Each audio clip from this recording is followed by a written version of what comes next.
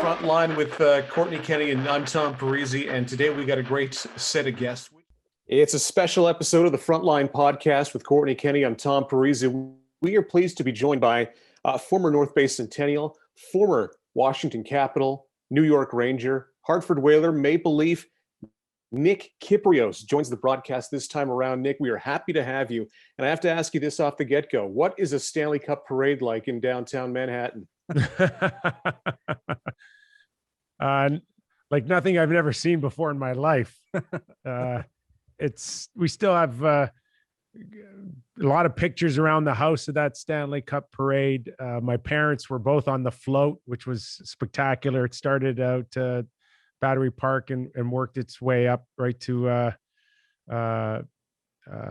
City Hall.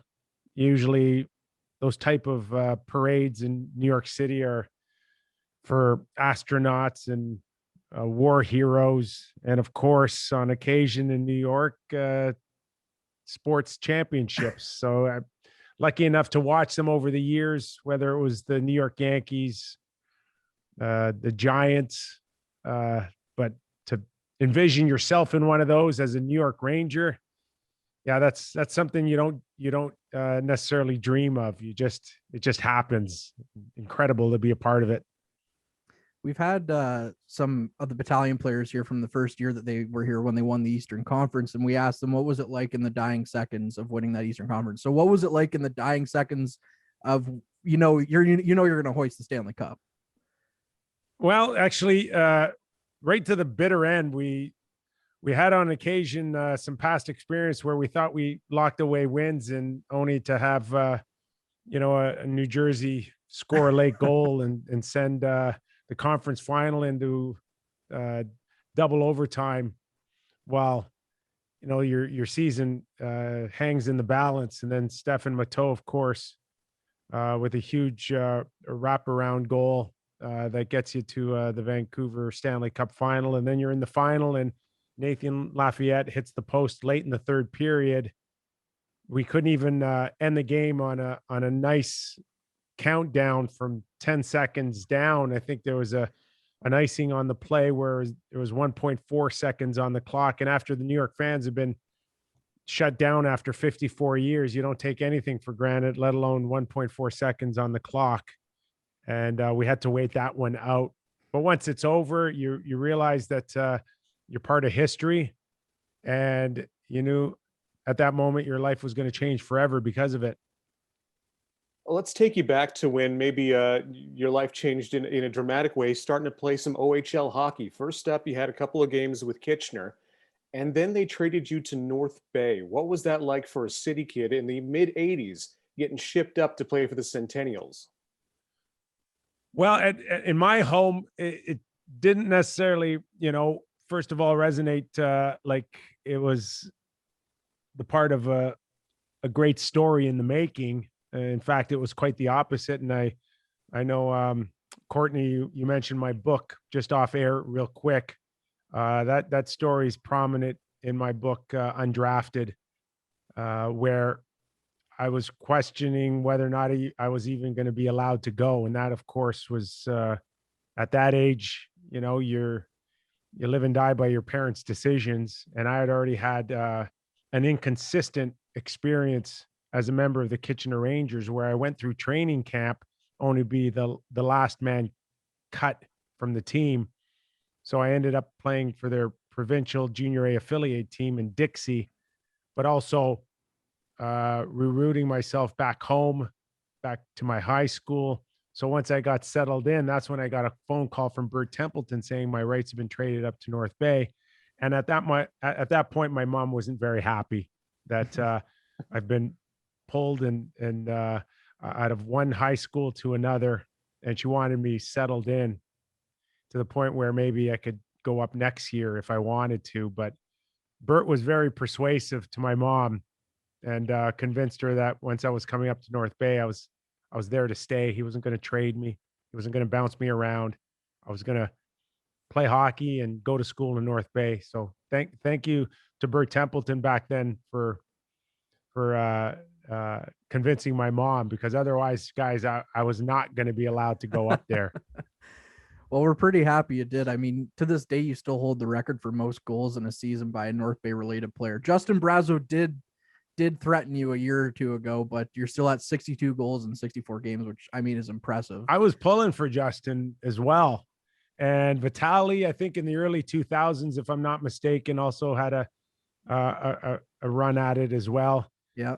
And it's hard, guys. Scoring goals is hard at any league. Once you're amongst the best of your peers, it's not an easy thing. So when you see someone that comes around every so often that can push those numbers of 50 and 60, there's a true appreciation.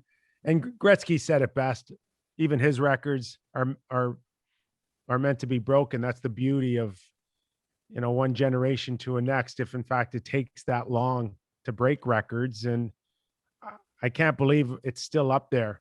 I mean, it's not, and we've seen goal scorers. We've seen guys that I remember like Tony Tante, Ray Shepard in the 70s and the 80s, Ray Ferraro way back in the West. I think had over 100, like Mario had. That at 62, it's not a crazy number. It's a high number. Don't get me wrong, but it's not a crazy number. I got to think it's still a matter of time before the next Nick or Justin comes around and starts knocking on the door of 70 or 80 goals in a season. Well, I know us Battalion fans would, no offense, would like to see your record fall as well, just because then we're having a pretty good year. Yeah. But I got to ask, so I wasn't really around for the Bert Templeton days because I was born in 93. So we had John Wynne Stanley on, who played for him in Sudbury. And I was talking to my dad about Bert Templeton, who grew up watching the Centennials and stuff, and called him Dirty Bert when I was talking to him. What was it like to play for him? Because I've heard he was known to kind of ride his players sometimes. Most of the time, not some of the time, most of the time.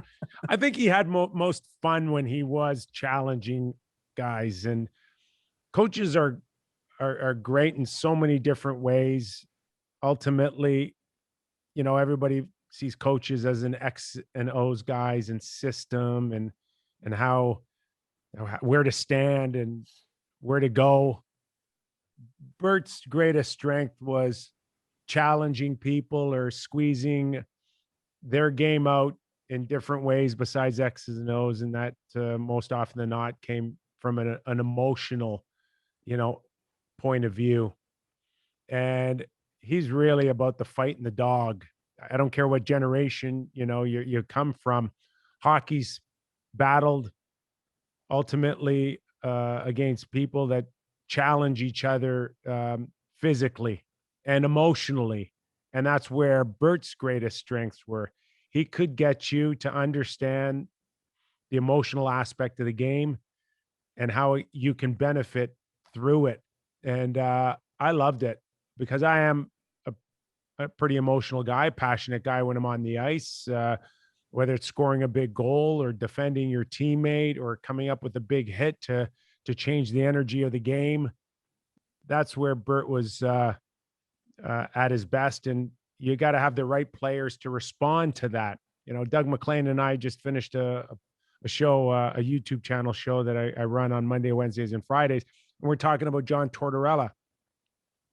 And I see them very similar, where there's accountability on what you do on the ice and how you conduct yourself, and whether or not you're willing to push the envelope to win, not only for yourself, but your teammates.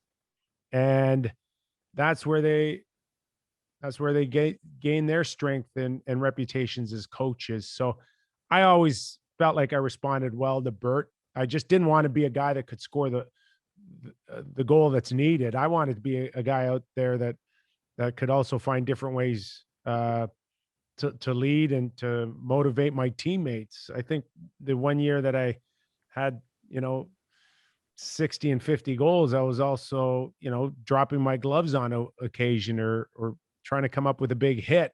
So all of that came into play. I enjoyed my time with Bert, even though at times, we all wanted him to take it easy on us. in a polite manner of speaking.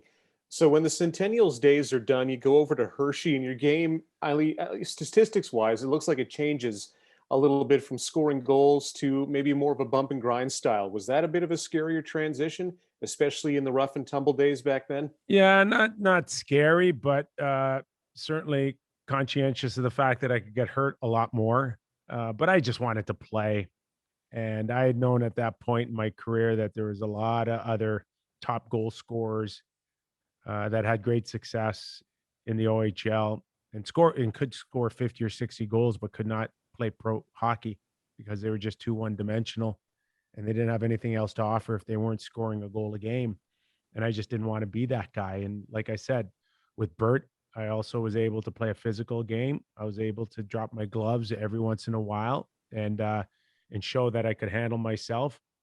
And once I started playing pro hockey, I wanted to make sure that if I wasn't scoring goals, I could contribute in other ways. So I had some good success in Hershey in the American Hockey League. I ended up scoring 24 goals one season. I think I led the team that won the Calder Cup in game-winning goals at 7. So I didn't have 50 and 60 goal seasons like I did in junior, but I figured if I could play in the NHL and be a 15, 20 goal scorer and be able to bring a physical element, then I can make a decent living in that aspect. Unfortunately, the goals didn't come as often as I would have liked in the NHL. I had a 9-goal season in Washington, a 17-goal season in Hartford. But after that, it got real tough and just had to find ways to kind of hold on to whatever I had in the NHL. And unfortunately, it ended a little earlier than I would have thought at age 32, 33 with a concussion as a member of the Toronto Maple Leafs. But I didn't want to look a gift horse in the mouth and decided to retire after suffering that last concussion in 1997. Well, how long did it take to figure out, okay, this concussion this is it? What, like, how long did it take you between I'm hurt to I need to stop? Because a lot of players wouldn't. Yeah, Tom, that's a good question. And for me, I was fortunate enough to take off a year to make that decision. I didn't want to base it on just an emotional decision, but one that weighed out completely the pros and cons of coming back. And at that point in my life, I just got married, expecting a child and thinking about a long-term plan, well after hockey. So my then fiance and I, who's now my wife, thought about different things that we could do. And then all of a sudden, this opportunity came into broadcasting in Canada here in Toronto for a second national station. We all know TSN, of course, was the only sports cable channel, but then all of a sudden CTV forms a new one. They start taking auditions. I go out there and audition, and the next thing you know, I get the job. So that came into factor too, that I had a legitimate option out there. Sometimes players want to hang on for no other reason is that they don't have any other options, that's all they know, that's all that they picture themselves doing. And sometimes you do make the wrong decisions based on that. But I was fortunate enough to have some options that said that I don't have to risk my health moving forward. What made you want to audition? Well, it's funny because when we won the Stanley Cup in New York, of course, it's biggest media cities in the world, New York City. I was able to do quite a bit with the New York Rangers when it came to various promotional aspects of winning the Stanley Cup, from throwing out the first pitch at Yankee Stadium to MTV Beach House to doing local or national television shows.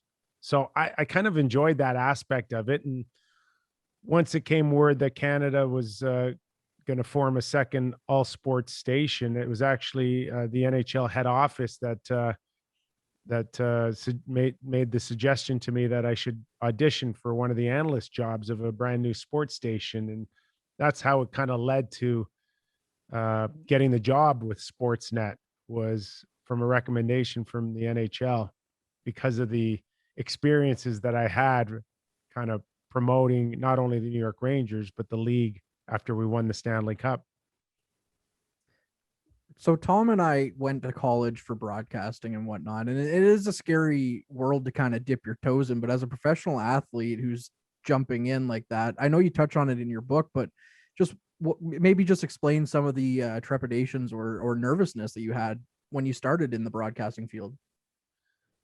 Well, we're at a disadvantage right away, guys, is that we've got life experiences in the game of hockey, which they want, but we don't have a clue how to portray it or send it out there. So you start learning as you go along here. And in a perfect world, you'd want both. You'd want the experience of playing professional hockey, but you'd also want the knowledge of how does it work? You know, this thing called an IFB in my ear. The first time they put it in, it was like I felt like Linda Blair from that old movie, The Exorcist, where my head spins in a complete 365 degrees. And I'm supposed to carry a conversation, although at the same time of getting instructions from someone in a truck or a booth, or a director or a camera person. It's like, come on. I mean, who can do that, just off the street? So it took so much time and effort to kind of learn the business. And on top of that, you're nervous because, people aren't watching you to shoot a puck anymore. By the way, since you've been 7 years of age, they're watching you at a desk in front of a camera with this IFB in your ear for the very first time. And you're well aware of that. You're very conscientious of the feeling that you have when other people are watching you in this foreign environment. So it took me a long time. And in the book, I speak of almost being fired from my job. In fact, I was fired only to have my boss kind of change his mind at the last second. And then from almost being fired in 1999 to broadcasting Sidney Crosby's golden goal in Vancouver was quite the stretch in between.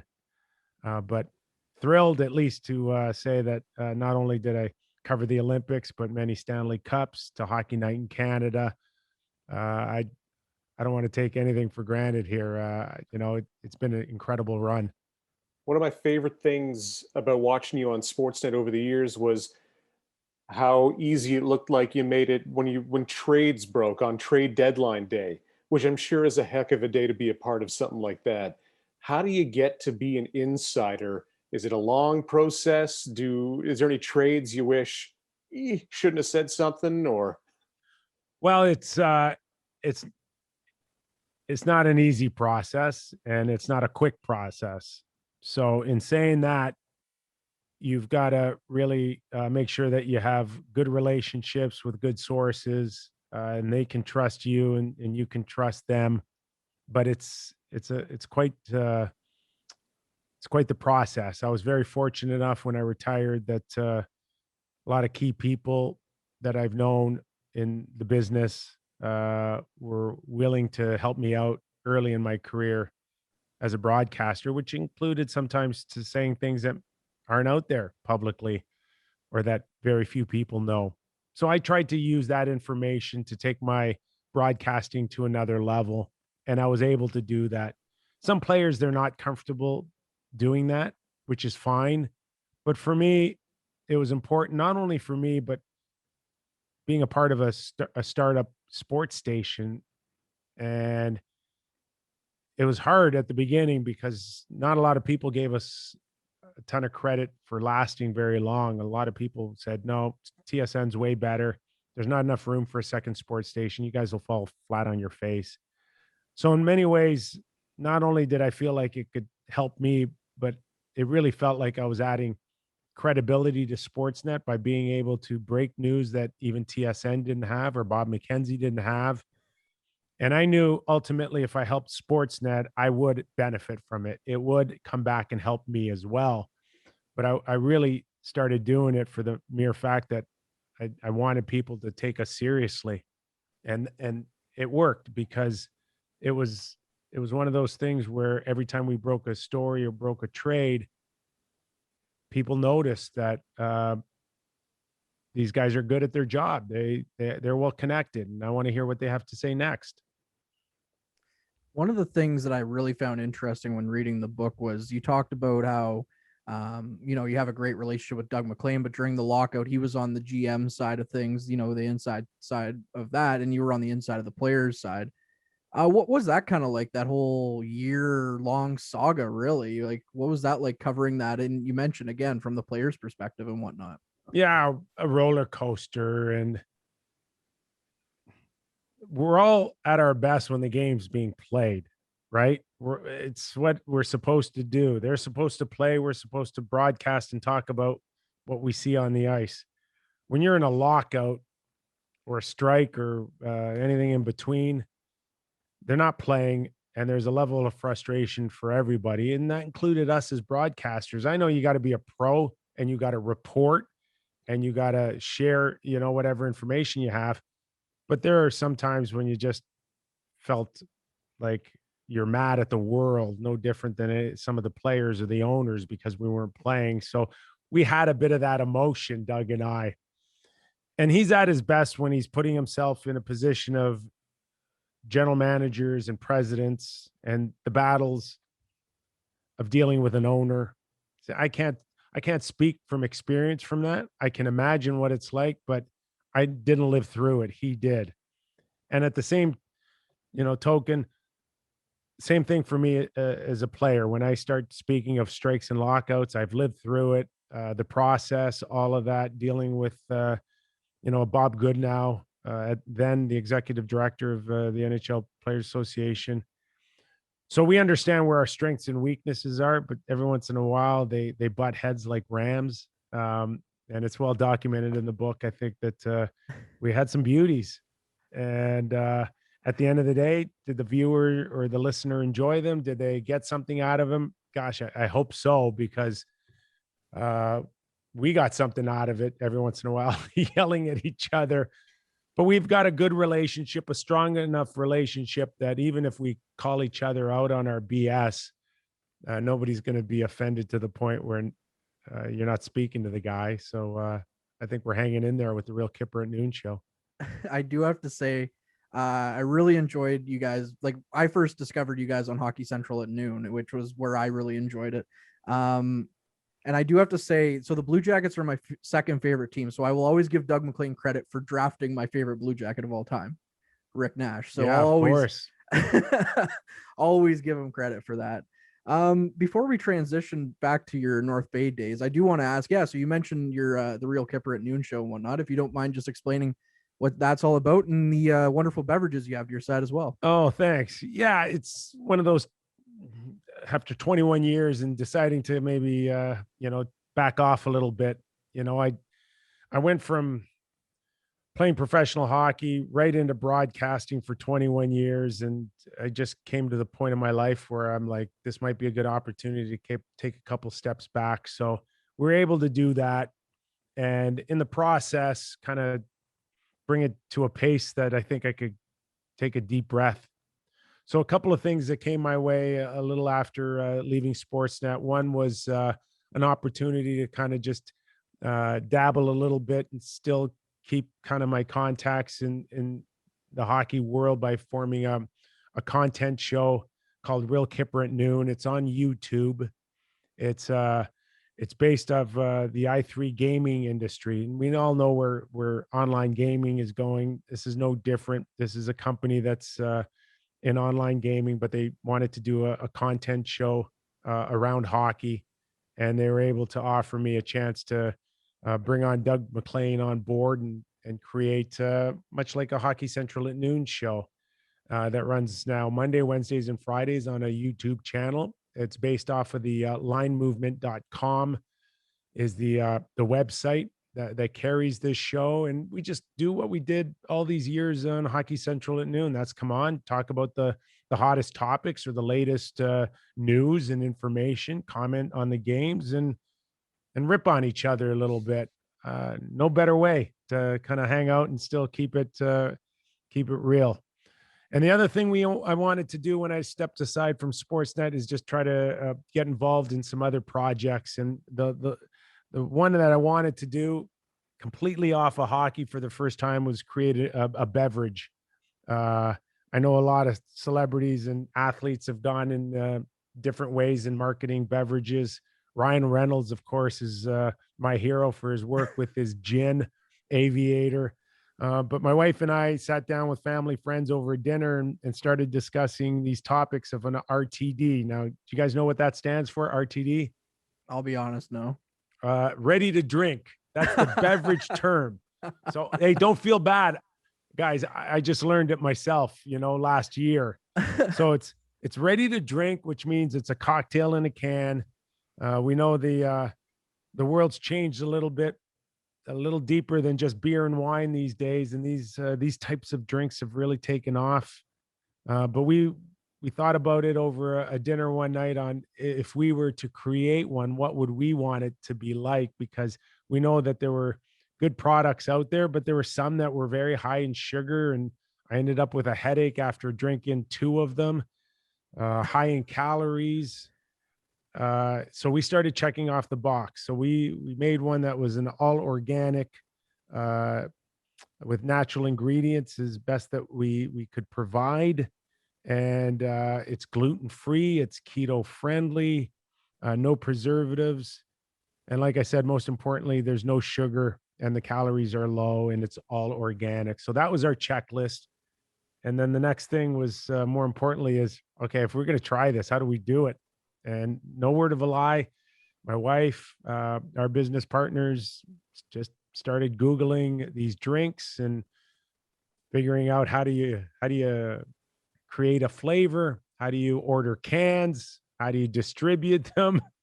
It was beverages 101, but we were able to pull it off. We were able to put something together and get it in the LCBO, which is one of the biggest buyers in alcohol in the world. And we were able to sell close to 30,000 cases in the last year. So we went from a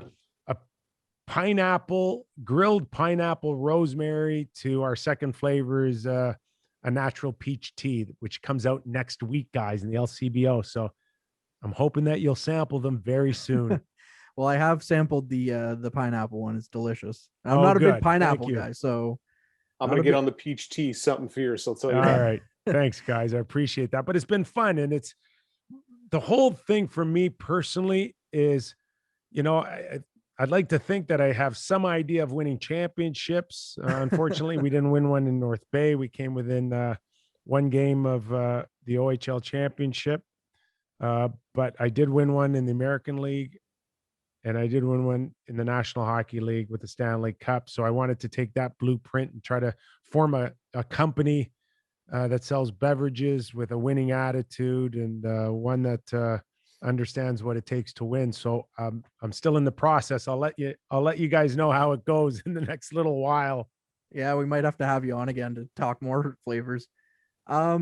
Real quick, looking at your back wall there, fantastic wall. Is that a Centennials puck that you have back there too? Ah, you got a good eye. Yeah, I don't wear these just for show.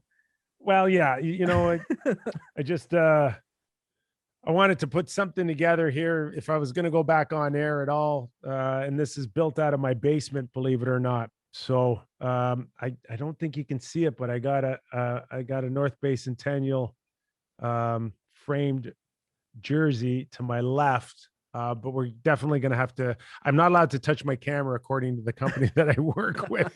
Last time I did that, they weren't very happy with me, but the next time we come on, I'll get a couple of pictures for you and you can put them up yourself. But it's my game worn jersey that was presented to me probably about 10 years ago in North Bay. We talk to a lot of people, a lot of alumni who say, like, you get to keep, when you keep memorabilia, you really cherish the stuff from junior hockey. Are you the same way? And is it like that around the league too? Well, everybody's different. I probably should have kept a lot more than I did, but when you're in that moment, sometimes you're even shy to ask for stuff. I wasn't a huge collector. Um, in the book, I talk about every once in a while collecting sticks over the years, and then coming home after a winter season and seeing my dad cut them to grow tomatoes in the backyard. Oh, no. And I'm like, Dad, that was Mario Lemieux stick that's holding up the tomatoes right now, buddy. I know you mentioned in the book that your dad was a big hockey fan and probably the one that got you started. Did he ever, when you said, "Hey, Dad, that's Mario Lemieux's stick," did he ever go, "Oh no"? Oh, nah, listen, my dad's the nicest, most easygoing guy ever. It's, well, ask Mario for a new one, Oh, as yeah, simple as that.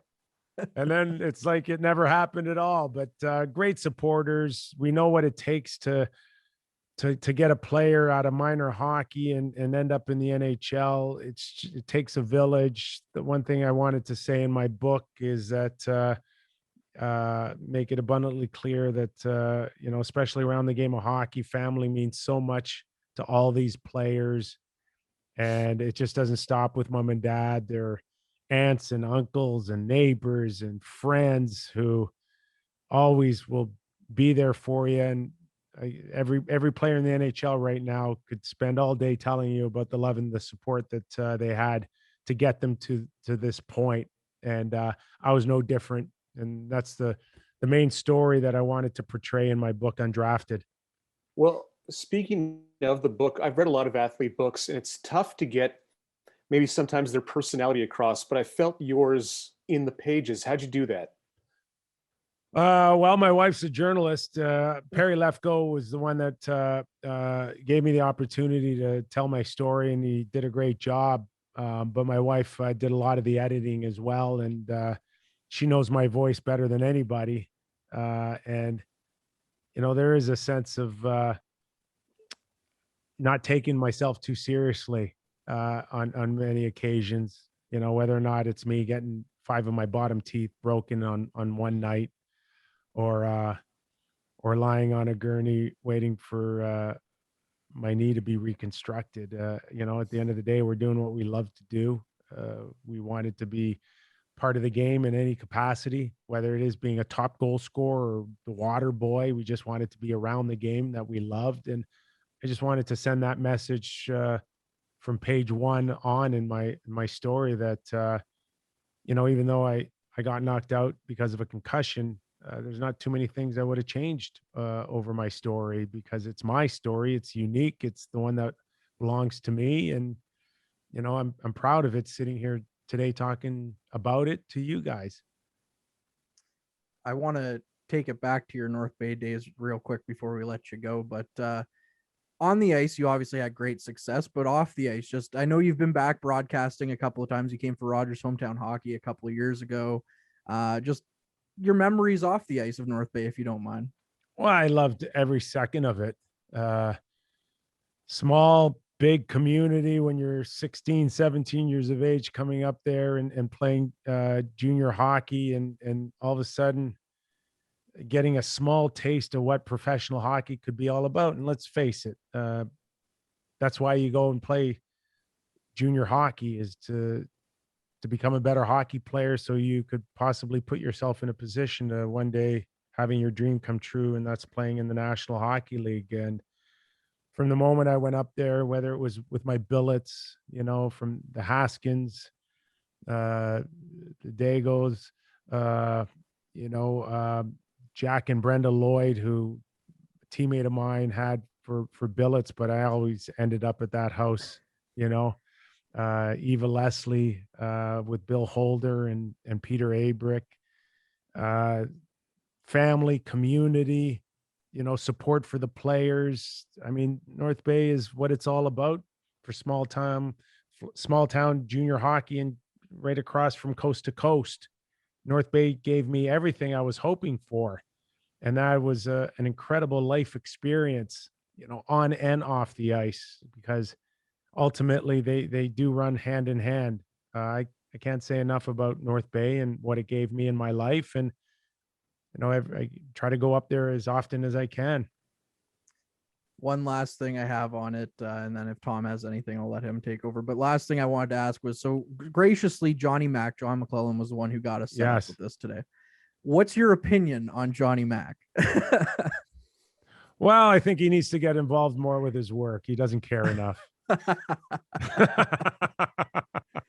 Oh, that's fair. I'll take that. Just the opposite. Yeah. Maybe he cares too much, but he's been there right from the beginning in North Bay, and very lucky to have him. Let me just put it that way. Very passionate, smart, knows the junior game, knows the community. He'd be my first hire if I owned an OHL team. My only issue with him is he's too much of a Bruins fan. As a Leafs fan, not a fan of that. Well, we could still take care of that. Well, Nick, we really appreciate your time today. And one more time, just tell everyone where they can find you. Well, it's linemovement.com. It's called the Real Kyper at Noon Show. It runs Monday, Wednesdays, and Fridays on a live stream. So make sure you check it out. Doug McLean and I, and more of our goofiness, just in a smaller package. Well, again, like I said, we really appreciate the time today. This was a blast to meet you and to talk to you a little bit about your time in North Bay and the NHL as well. And hopefully someday we can have you on again. Courtney, Tom, I really appreciate it. Say hi to all my friends up in North Bay. Will do. Consider it done. Another huge thank you to a very special guest of ours, Nick Kypreos, who was on the show with us today, making his first appearance of hopefully of many on the Frontline podcast. He did, however, forget to mention his beverage company is called the Little Buddha Cocktail Company, and I can't wait to give it a shot. All right. Thank you again to Ben Sargent for making us sound so fantastic. And you can find us in a lot of different places now, which is pretty awesome. YouTube, you can find us. You can watch the whole thing. You can listen to us on Spotify and Apple Music and Google Podcast. Soon to be on Kojiko TV as well. And by the way, for full episodes, if you're watching us on Kojiko for full episodes, hit us up on the rest of the ways you can listen to us. And of course, on North Bay Battalion, social media, whatever they put out, you can find us there. He's Courtney Kenny. I'm Tom Parisi. Again, a thank you to our guest today, former North Bay Centennial Nick Kypreos. This has been the Frontline Podcast, and this was fun. We definitely got to do it again sometime.